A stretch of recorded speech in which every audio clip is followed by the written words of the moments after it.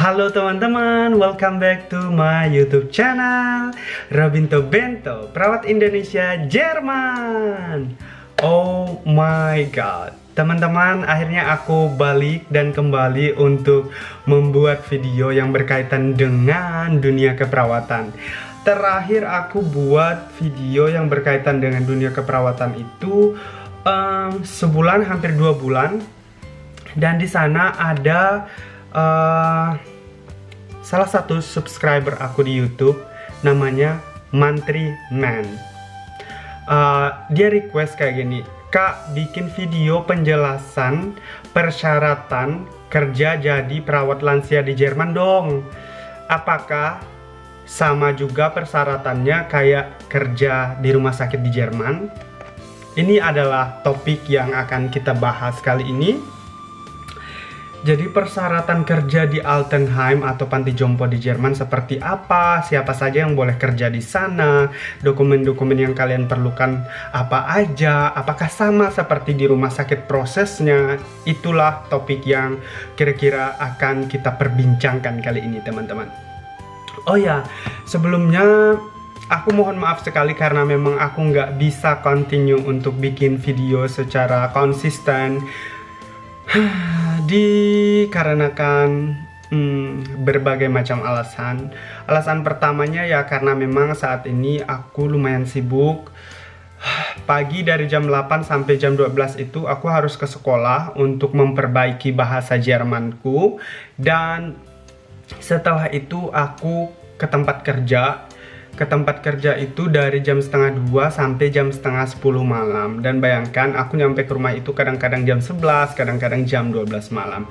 Jadi emang aku nggak ada waktu banget untuk bikin video dan ngedit-ngedit, teman-teman. Balik ke rumah pun aku harus ngerjain tugas-tugas dari sekolah lagi sebelum aku tidur. Jadi itulah alasannya kenapa aku nggak bisa konsisten untuk bikin video dan update terus di YouTube channel ini. Sekali lagi mohon maaf. Tetapi teman-teman, untuk kalian yang baru bergabung di sini, selamat bergabung, selamat datang, dan selamat bergabung bersama saya Robinto Bento, perawat Indonesia Jerman. Di channel ini aku banyak sekali berbagi informasi tentang dunia keperawatan dan beberapa vlog jalan-jalan juga. Tetapi aku lebih fokus untuk berbagi informasi yang berkaitan dengan dunia keperawatan di sini. So, kalau misalnya kalian perawat Indonesia, dimanapun kalian berada, lalu kalian memiliki rencana untuk melanjutkan karir kalian di Jerman, tepat sekali kalian berada di channel ini karena di sini sekali lagi aku berbagi semua informasi yang berkaitan dengan dunia keperawatan di Jerman. Terutama untuk teman-teman yang menempuh pendidikan keperawatan di Indonesia lalu mau bekerja di Jerman. Oke?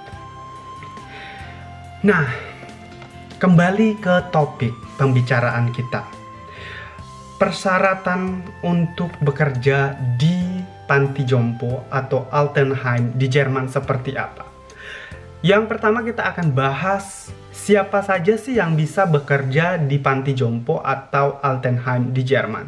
Yang pertama adalah lulusan keperawatan yang bergerak di bidang panti jompo atau yang bergerak di bidang pasien-pasien lansia. Di sini di Jerman itu ada yang namanya Ausbildung Altenpflege.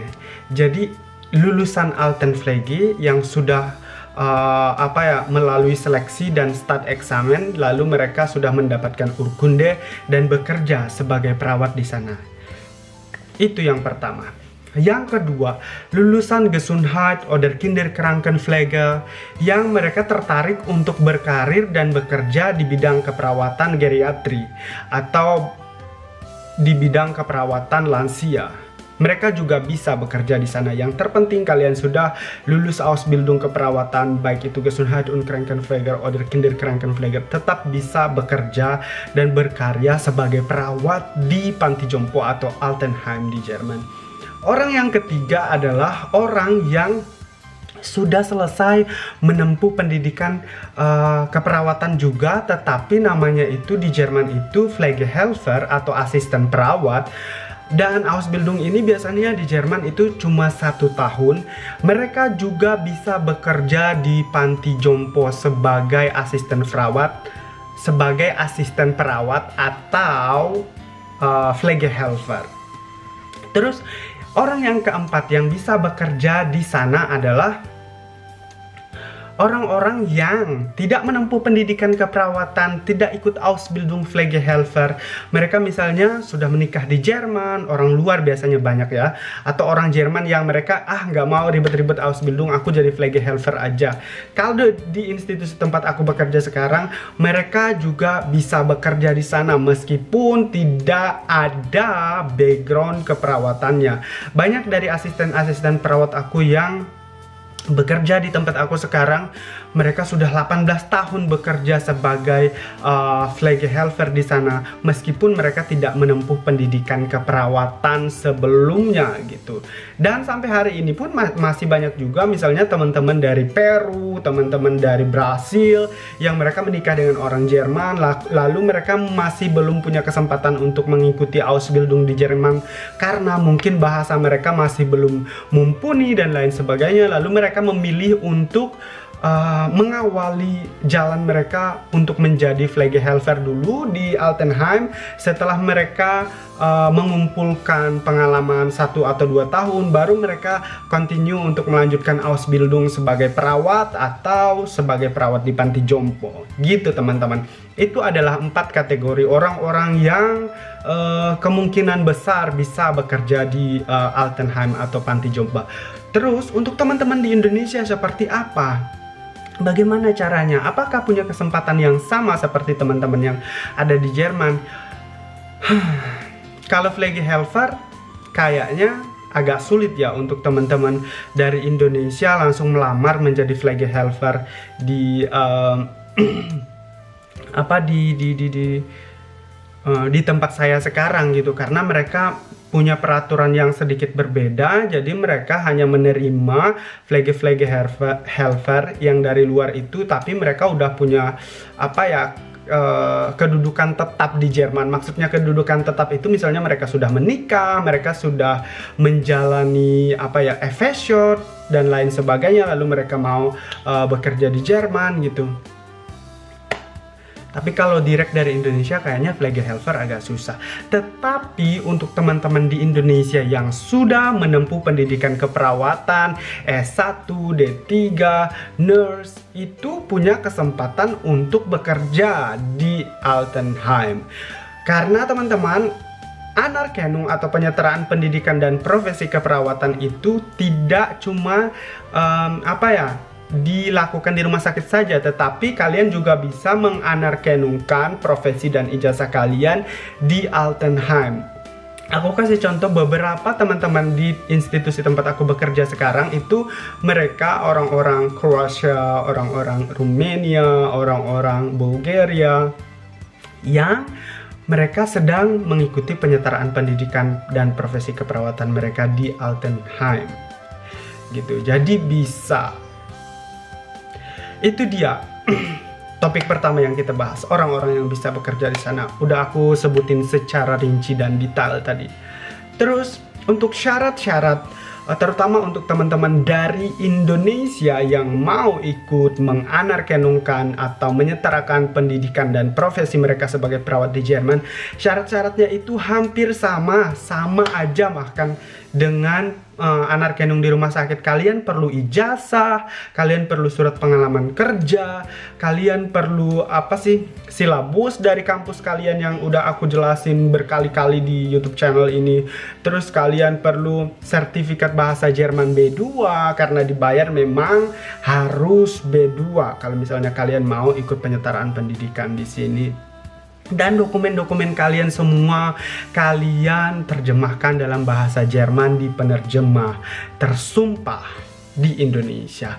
Terus kalau misalnya kalian punya pelatihan kerja, misalnya kalian bergerak di bidang palliative care, atau kalian pernah menempuh kursus yang bergerak di bidang pemberian asuhan keperawatan secara spesifik kepada pasien lansia, atau misalnya kalian pernah bekerja di panti jompo di Indonesia sebelumnya, itu bahkan lebih baik kalian kumpulkan semua dokumen-dokumen tersebut dan diterjemahkan dalam bahasa Jerman, teman-teman.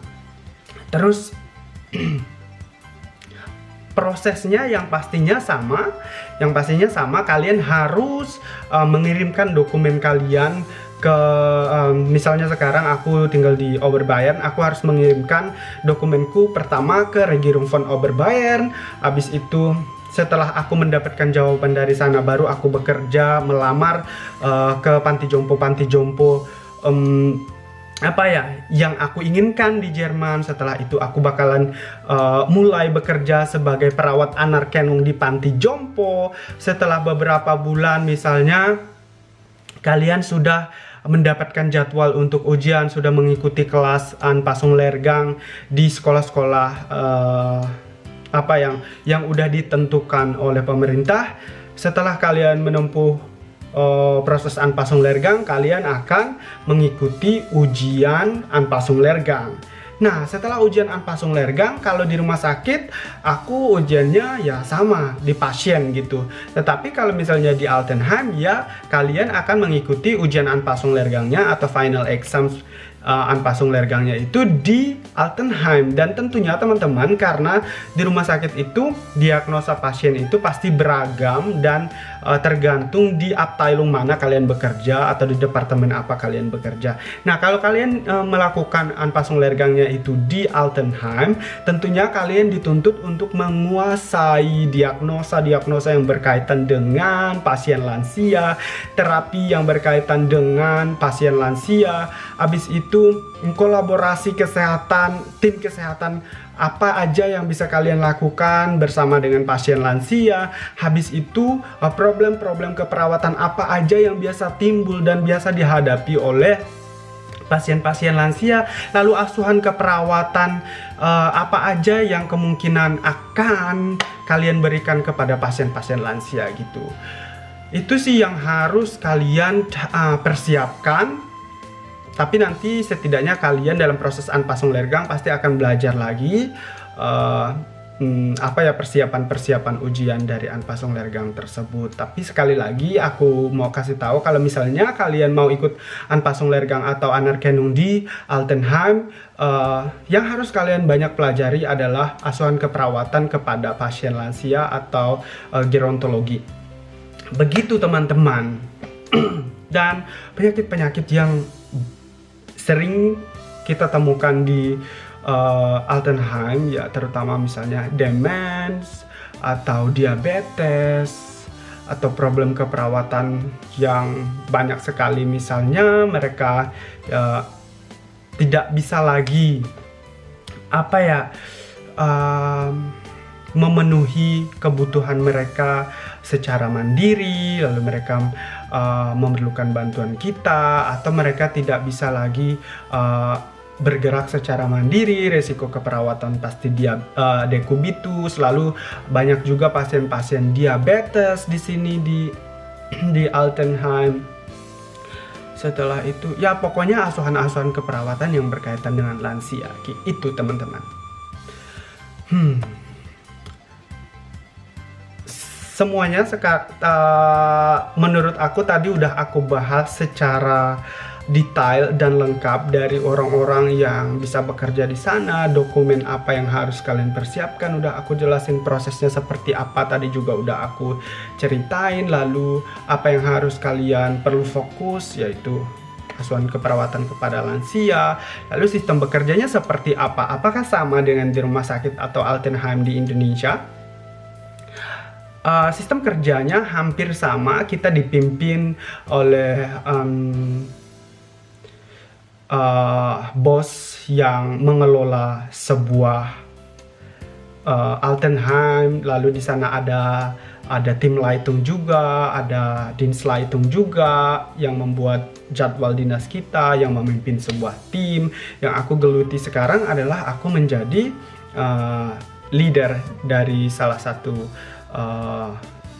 Abteilung di tempat aku bekerja sekarang. Jadi tanggung jawabnya sedikit lebih besar, tapi nggak terlalu ribet-ribet juga sih. Dan sistem kerjanya seperti apa? Sistem kerjanya sama, kita punya dinas pagi, siang, dan malam. Dan kebetulan teman-teman, tempat aku bekerja sekarang itu nggak terlalu gede-gede banget tempatnya. Ya kita cuma punya 36 pasien, 36 bed. Dan itu menurut aku bagus banget karena nggak terlalu gede gitu. Lalu kita dinasnya pagi, siang, malam. Terus ya sistem kerjanya sehari itu 8 jam, kalian akan mendapatkan libur ya maksimal itu 30 hari dalam 1 tahun. Lalu gajinya juga menurut aku gajinya itu nggak jauh-jauh beda dari rumah sakit teman-teman. Bedanya itu sekitar 150 euro kalau misalnya kalian bekerja sebagai perawat pelaksana gitu. Tetapi kalau misalnya kalian bekerja sebagai tim leader atau kepala tim, kepala ruangan di departemen aku sekarang, gaji aku sih lumayan naik ya, lumayan berbeda dari rumah sakit.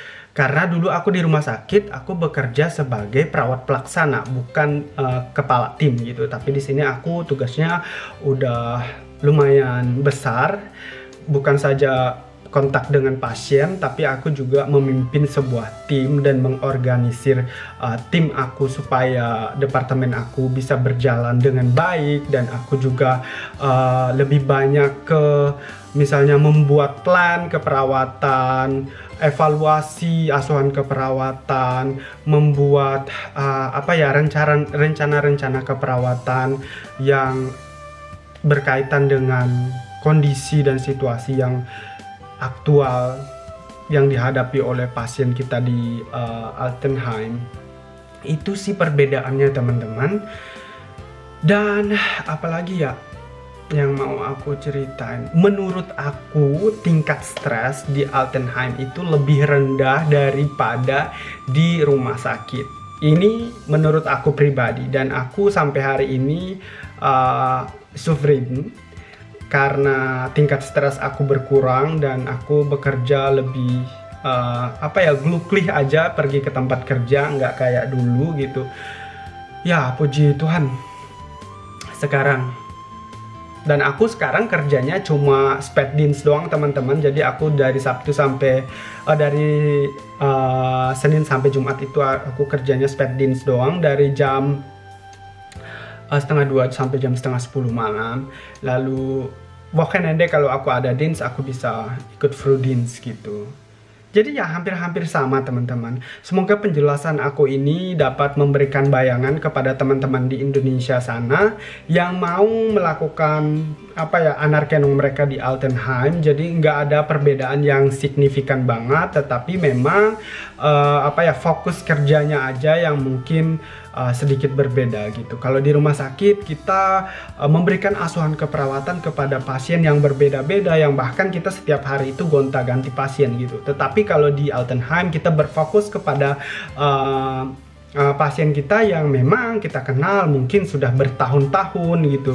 Jadi hubungan kita dengan pasien itu juga berbeda gitu. Asuhan keperawatan dan fokusnya juga berbeda gitu teman-teman. So, semoga sekali lagi informasi yang aku bagi dan aku share kali ini dapat membantu kalian semua. Untuk kalian yang baru di sini, jangan lupa like, subscribe, dan bagikan video-video yang ada di channel ini kepada teman-teman kalian di semua sosial media kalian. Sekali lagi, thank you for watching. Semoga video ini bermanfaat dan